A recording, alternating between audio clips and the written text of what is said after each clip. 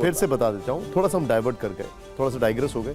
पद्मजा ने जो सवाल पूछा वो बेसिकली क्रक्स ये है कि जिनको अभी तक गद्दार और अलग अलग शब्दों से देशद्रोही एजेंट बोला जा रहा था, अल्टीमेटली शशि थरूर, ओवैसी, कानी मोई, इन्हीं को आप लेकर गए भारत को रिप्रेजेंट करने के लिए विदेश ना। बिल्कुल सही कहा, मोदी जी ने तो उदार हृदय दिखाया, उनको भेजा। और शशि थरूर को भाजपा का सुपर स्पोक्स पर्सन किसने बोला? कांग्रेस ने। पेट में किसके दर्द हुआ? राहुल गांधी जी के। जबकि ईमानदारी से देखें, Shashi Tharoor parliamentary standing committee on foreign affairs के चेयरमैन है और वो कांग्रेस के द्वारा नामित है। भाई कांग्रेस ने उनको चेयरमैन बनवाया है फॉरेन अफेयर्स कमेटी का। अब फॉरेन अफेयर्स कमेटी का चेयरमैन नहीं जाएगा फॉरेन के डेलीगेशन में, क्या ये लॉजिकल लगता है? अब आइए, सलमान खुर्शीद साहब एक्स फॉरेन मिनिस्टर है, वो कह रहे हैं क्या कि प्रॉब्लम है? कौन जाएगा ये कांग्रेस पार्टी तय करेगी, आप थोड़ी तय। मैं कांग्रेस पार्टी से पूछना चाहता हूं, parliament standing committee on foreign affairs का चेयरमैन जो आपकी पार्टी का है और आप ही ने उसको नॉमिनेट किया था चेयरमैन बनने के लिए, वो क्यों नहीं जाना चाहिए? इसी से समझ में आता है। विनोद सर, थरूर साहब अब नहीं है एजेंट सोरोस के एजेंट नहीं है ना। विनोद सर प्लीज, विनोद ये सर, तो आप बोलते हैं नहीं है, he is not an agent. Congress ने कहना शुरू किया उनके बारे में, हम तो कुछ नहीं कह रहे हैं ना। नहीं, आपने ही कहा था शुरू में सोरोस का एजेंट। मैंने तो कहा कि वो पार्लियामेंट्री स्टैंडिंग कमेटी के चेयरमैन है, इसलिए ऑब्वियस है कि उनका नाम होगा। आप बीजेपी कहती थी सोरोस के एजेंट हैं, बीजेपी कहती थी कि शशि थरूर जॉर्ज सोरोस के एजेंट हैं। अब बीजेपी का राय उस पर वही है, अब बदल गया। शशि थरूर नहीं, कांग्रेस में बहुत बतेरे हैं। कहां आप बात कर रहे हैं? बीजेपी ने बरी कर दिया ना। ना हमने कब कहा? वो तो आरोप हमने सिर्फ भेजा और आरोप कांग्रेस ने लगाया। कांग्रेस से पूछिए ना। एक मिनट क्लैरिफिकेशन लिख लूं, एक दूसरा सवाल। ये जो राष्ट्रपति ट्रंप बार बार कह रहे हैं कि हम मीडिएशन के मध्यस्थता करेंगे कश्मीर को लेकर के, और दोनों ने हमसे कहा है और दोनों किसी ने डिनाई नहीं किया है कि प्रेसिडेंट ट्रंप मध्यस्थता नहीं करेंगे। और ये भी खबर आ गई है कि जिद्दा में इसकी मीटिंग होगी सऊदी अरब में, तो आप मना कीजिए। प्रधानमंत्री ने अब तक मना नहीं किया है, आप प्रधानमंत्री के नजदीक आप वरिष्ठ हैं भारत के, कम से कम ये तो कह दीजिए, ये कह दीजिए कि भारत पाकिस्तान के अलावा कोई देश। मुझे लगता है फिर गंभीरता से बात करनी चाहिए। फॉरेन मिनिस्ट्री का ऑफिशियल स्टेटमेंट है, रणदीप जायसवाल बोल चुके हैं, देयर इज नो मीडिएशन और नो थर्ड पार्टी। और रही बात भाई साहब, अगर आप कह रहे हैं डोनाल्ड ट्रंप के बयान पे, तो डोनाल्ड ट्रंप का ये भी उनका जो सोशल मीडिया ट्वीट है ना, उसको ट्रू सोशल कहते हैं। उसमें उन्होंने ये भी लिखा है कि जो बिडेन तो 2020 में खत्म हो गए थे, ये तो उनका रोबोट और क्लोन है जो चल रहा है। बताइए, आप भरोसा करते हैं इस पे? हाँ, राहुल गांधी भरोसा कर सकते हैं, क्योंकि राहुल गांधी कहते हैं ना, जिसको तुम देख रहे हो ना वो तो है ही नहीं राहुल गांधी, वो तो खत्म हो चुका है। तो वो भी मान सकते हैं जिस जो बिडेन को देख रहे हो वो तो है ही नहीं। विजय जी, सुधांशु जी, मैं उम्मीद करता था कि जैसे सुधांशु जी भारतीय जनता पार्टी के बेस्ट कम्युनिकेटर स्पोक्स पर्सन है, ऐसे ही विदेश मंत्रालय में कोई एक बेस्ट कम्युनिकेटर होता। एक बात समझाइए, विदेश नीति को लेकर बहुत सारी चर्चा ऑपरेशन सिंदूर को लेकर हो रही है। क्या हिंदुस्तान नॉन अलाइन डिप्लोमेसी है वहाँ से मल्टी अलाइन डिप्लोमेसी की तरफ पहुँच गया है?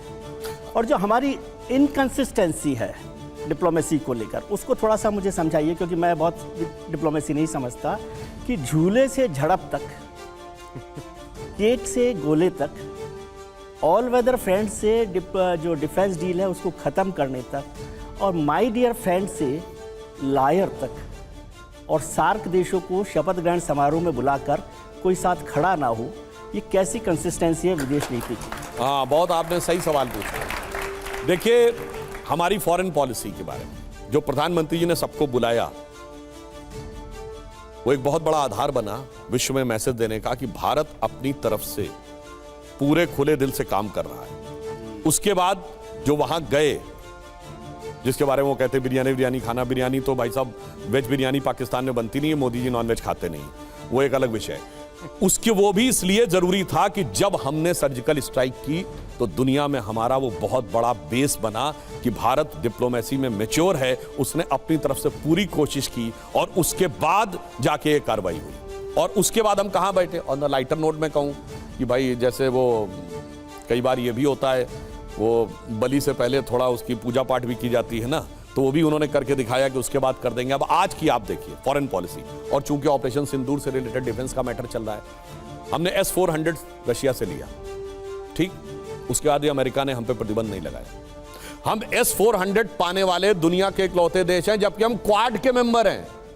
रशिया इसके बावजूद हमें देने को तैयार हो गया, जबकि हम क्वाड के मेंबर। अब आप आइए, सर रशिया से तो दोस्ती अब दूसरे लेवल पर पहुंच गई, अभी उसे छोड़ दीजिए आप। रशिया चाइना इंडिया के अब आइए। रिलेशनशिप पे बहुत फर्क हो गया। नहीं तो अब आइए, जैसे अगला चाइना का आप स्टेप सर जिक्र बता कर रहा हूं रहे ना, हैं, पूरा आप आप चाइना सुनेंगे। को एक तरफ से बात करते हैं, फिर $100 बिलियन के डेफिसिट ट्रेड पर चलते हैं, फिर टर्की के साथ संबंध आपके सबसे बेहतर कब होते हैं? 2000 में, जब भारतीय जनता पार्टी की सरकार है।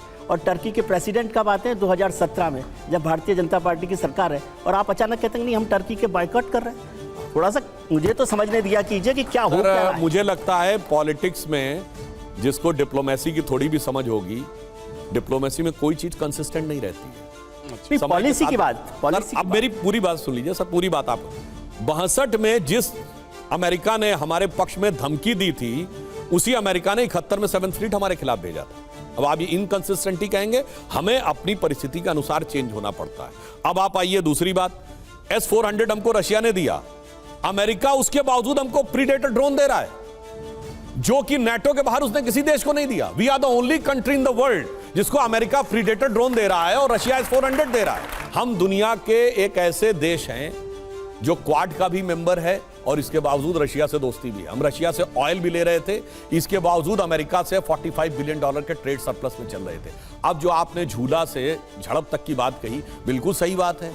अगर आप देखें तो शी जिनपिंग को जो बुलाया था, हमने अपनी तरफ से बिल्कुल ईमानदारी का परिचय दिया कि अगर आप अच्छे संबंध रखना चाहते हैं तो ठीक है। और आज जिस समय चाइना हमारे अगेंस्ट में था, आज आप बताइए चाइना के साथ कितने कंट्री खड़े हैं परमानेंटली, बताइए। आज तो रशिया उनके साथ, इसीलिए मैं कह रहा हूं आप सर, किस समय की चाइना बात कर रहे हैं, के मुझे नहीं think पता। tank की अभी रिपोर्ट आज की पढ़िए। तारीख में रशिया और चाइना, रशिया और इंडिया से बेटर रिलेशनशिप में, शायद आप जानते होंगे। अब आप बोलना चाहते नहीं बोलना चाहते, मैं पूरी बात जो कर अभी लूं डील यार, हो रही है उसको मैं पूरी देखिए बात आप। कर लूं। उसके बाद चाइना थिंक टैंक कह रहा है कि चाइना टियानामेन स्क्वायर के बाद के वर्स्ट डिप्लोमेटिक आइसोलेशन में है। सिर्फ नॉर्थ कोरिया और पाकिस्तान ही उसके 2 कमिटेड दोस्त हैं जो साथ में हैं। और आप सोचिए, अगर चाइना और रशिया के संबंध इतने अच्छे होते तो S-400 हमको दे रहा है, चाइना क्यों नहीं ले रहा उससे? अभी अब दूसरी बात ये हुई है। समझिए, एक और बात आप समझिए, जो सबसे बड़ी बात इस ऑपरेशन सिंदूर ने एक काम और जानते क्या किया है? इधर मिसाइल तो गिरी है पाकिस्तान में, मगर आपको पता है चाइनीज डिफेंस स्टॉक्स क्रैश किए। एविक सिस्टम चेंडू में जो PL-15 मिसाइल बनाती है, उस कंपनी के स्टॉक 9 से 12% नीचे गिरे। जो J-17 बनाने वाली एयरक्राफ्ट की कंपनी है चेंगडू में, उसके 15 से 20% एयर स्टॉक गिरे। कोई जाके इसको चेक कर सकता है। और दूसरी ये दर्शाता है कि उनका एयर डिफेंस सिस्टम, उनका मिसाइल सिस्टम कारगर नहीं। और ये स्टॉक्स जो गिरते हैं, ये तो दुनिया देख के करती है, इसमें भारत सरकार का कोई रोल नहीं है। अब आप आइए, हमारे सारे डिफेंस के स्टॉक बढ़े हैं, anybody can go and check. HAL 14% बढ़ा है, मझगांव डॉक्स 22 से 23% बढ़ा है, गार्डन रीच शिपयार्ड लिमिटेड और कोचीन शिपयार्ड लिमिटेड 22-23% बढ़ा है।